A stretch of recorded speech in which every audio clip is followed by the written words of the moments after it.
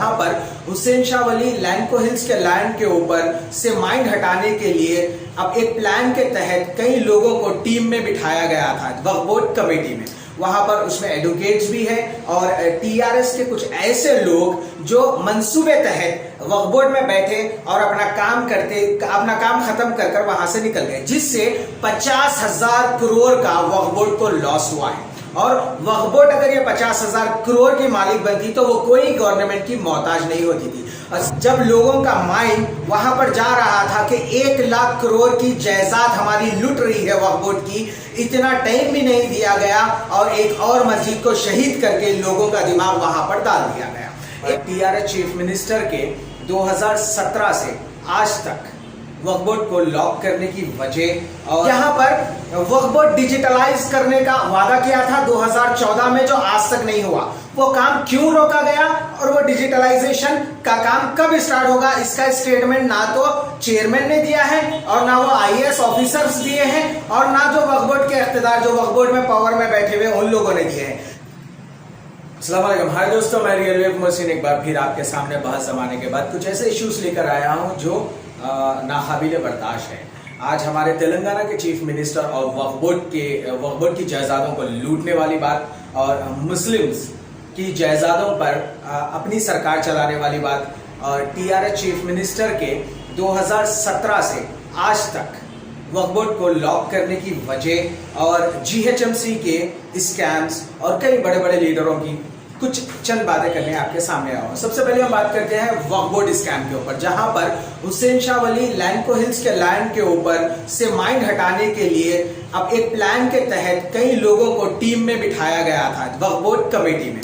वहां पर उसमें एडवोकेट्स भी हैं और टीआरएस के कुछ ऐसे लोग जो मंसूबे तहत वक्फ बोर्ड में बैठे और अपना काम खत्म कर वहां से निकल गए, जिससे 50,000 करोड़ का वक्फ बोर्ड को लॉस हुआ है। और वक्फ बोर्ड अगर ये 50,000 करोड़ की मालिक बनती तो वो कोई गवर्नमेंट की मोहताज नहीं होती थी।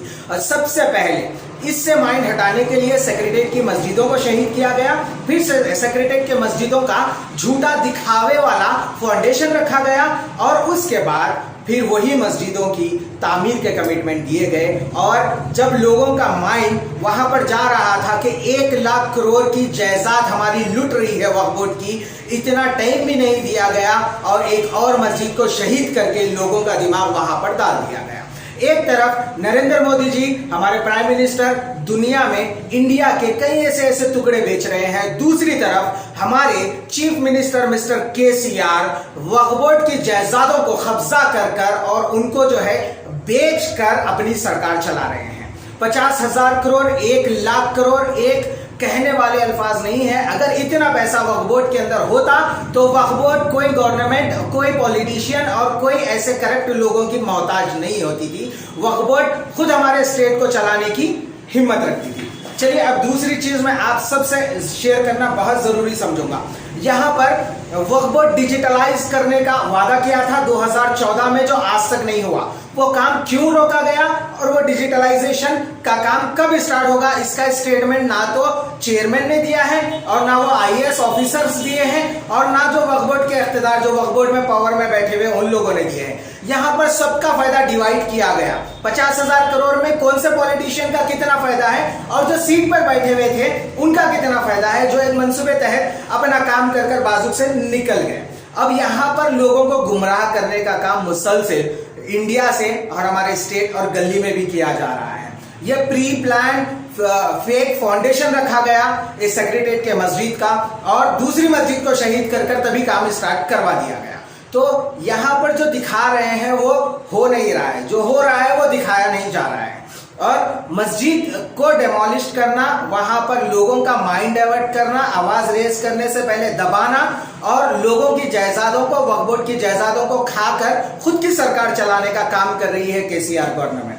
चलिए, अभी आते हैं हम जीएचएमसी के अंदर। यहां पर ओल्ड सिटी स्पेशली हैदराबाद में जीएचएमसी अपने मन तहत कोई भी गली बेच सकती है, कोई भी नाला बेच सकता है और कोई भी अपने हिसाब की बिल्डिंग बना सकता है। यहां पर गवर्नमेंट से कोई परमिशन लेने की जरूरत नहीं है। जस्ट थोड़े पैसे आप जीएचएमसी सेलेक्टेड या इलेक्टेड डिपार्टमेंट को खिला दो और उनसे काम करवा दो। और अभी आज का जो मुद्दे हैं मैं उस मुद्दों पर बात करने जा रहा हूं। जैसे आज एक जिनको 4 गांव छोड़ के 5वां गांव नहीं पहचानता था, वैसे शख्सियत जो एमपी बन गए, जिनको एमपी बनाने में हमारे टीआरएस गवर्नमेंट का बहुत बड़ा हाथ है, वो कह रहे हैं कि वो आने वाले वक्त में गोलकुंडा किले पे जो है ना अपना झंडा लहराएंगे। भाई मैं आपसे एक बात कहूंगा, आपको करीमनगर के 4 से 5वां गांव नहीं पहचानता था, आपको पहचान दिलाने वाली जो आपका ताउन करके आपको सीट जिताने वाली गवर्नमेंट हमारे स्टेट की तेलंगाना और उसके चीफ मिनिस्टर और उनके साथियों ने। अब एक चीज गौर करने की है, अगर कोई इलेक्शन हरा दिया जाता है या कोई इलेक्शन हार जाता है तो वो बंदे को जो है पार्टी में साइड में बिठा दिया जाता है। अब मैं आपसे बात कर रहा हूं हमारे finance minister mister Harish Rao की, जो तेलंगाना चीफ मिनिस्टर के कोई रिश्तेदार है या उनके भांजे हैं, कोई है। अगर वो नागार्जुन सागर का इलेक्शन हारने के बाद और प्रमोशन, और फिर जो है दोबाका का इलेक्शन, हुजूराबाद का इलेक्शन हराने के बाद उनको डायरेक्ट फाइनेंस मिनिस्ट्री, ये सारी चीजें कहां पर? हारने के बाद जो लीडर मुसलसिल आपको हरा रहा है उसको प्रमोट कर रहे हो, तो यहां पर एक लोगों के दिमागों के साथ खेला जा रहा है, हमको समझना जरूरी है। 3 एमएलए जो नाटक कर रहे हैं असेंबली के बाहर, टीआरएस असेंबली के दौरान में, ये खुला नजर आ रहा है कि ये प्री प्लान एक अब तमाशा कर रहे हैं, अपना प्रमोशन कर रहे हैं। बजट के जो नंबर्स होते हैं, मैंने आज तक नहीं देखा है कि वो नंबर्स किसी डेवलपमेंट के लिए या फिर टोटल फंड रिलीज हुआ। अगर इतने बार बजट रिलीज हुआ तो लगा कहां पर, ये पूछने वाला नहीं है। जस्ट सिर्फ आप नंबर्स बता देते हो, लोगों को खुश करते हो, ये सब एक एक्टिंग की जा रही है लोगों के दिमाग को गुमराह करने के लिए। पर लोग तेलंगाना के इतने आज समझ चुके हैं कि आपके एक्टिंग्स और आप क्या करना चाह रहे हो, आप लोगों को किस तरीके से गुमराह कर रहे हो। जिस तरीके से लोग आपके एमएलओ से परेशान होके टीआरएस के कई ऐसे एमएलओ को जो है ना शिकस्त दिया था लास्ट इलेक्शन में, उसके बाद आपने कई कांग्रेस के और ये बीजेपी के एमएलओ को खरीदा है या फिर उनको ठहराया है अपनी पार्टी में टाई अप कर उनसे जो है ना सारे कई ऐसे मुद्दे हैं जिनको खामोश बिठा दिया गया है। अभी जिस तरीके से आप बता रहे हो कि बीजेपी एमएलओ का तमाशा है, ये सब पॉलिटिकल स्टैंड है जहां पर फंडिंग या पब्लिक प्रॉफिट के लिए कोई काम नहीं किया जाता है। जब कोई लीडर पब्लिक के लिए आवाज उठाने में मुकम्मल नाकामयाब होता है, वो क्या करता है कि भाई हम बजट सेक्शन में नहीं जाएंगे, हम बाहर बैठ जाएंगे, हम एक तमाशा करेंगे। You are an selected leader, public ने आपको इलेक्ट किया है तो आप पब्लिक के लिए असेंबली में जाना है और आवाज उठाना है और उनके हक के लिए जो फंड आ रहा है डेवलपमेंट फंड रिलीज कराना है। जबकि आप ऐसे मौकूफ में बाहर धरना देकर अगर बैठेंगे और फिर बाद में कहेंगे कि भाई ये हमने तो कोशिश की थी, हमको अंदर आने नहीं दिया था, तो आप धर्म भरम की रिलीजियस पॉलिटिक्स लेकर लोगों के दिमागों के साथ खेलने का जो काम है वो मुकम्मल खत्म हो चुका है। अब अगर आप काम कर सकते हो तो असेंबली में जाइए और बात करिए। और जो लीडर्स कहते हैं कि वक्फ बोर्ड की जायदादों को, इंडोरमेंट जायदादों को, मसानगटियों की जायदादों को, खबरस्तानों की जायदादों को सेव करने के लिए सीबीसीआईडी की इंक्वायरी होना चाहिए, उनसे भी कहना चाह रहा हूं, अब अगर आपकी 1 लाख की जायदाद और आप जो है ना लैंड ग्रैबर्स की जीत पे खुशी मनाएंगे और असेंबली सेक्शन में उसको दबा देंगे तो भी आप पब्लिक लीडर नहीं बल्कि अपने सेल्फ प्रॉफिट लीडर कहलाएंगे, जो अपने मफाद के लिए आपका परसेंटेज लेकर खामोशी अख्तियार करने वाले लीडर कहलाएंगे। अस्सलाम वालेकुम।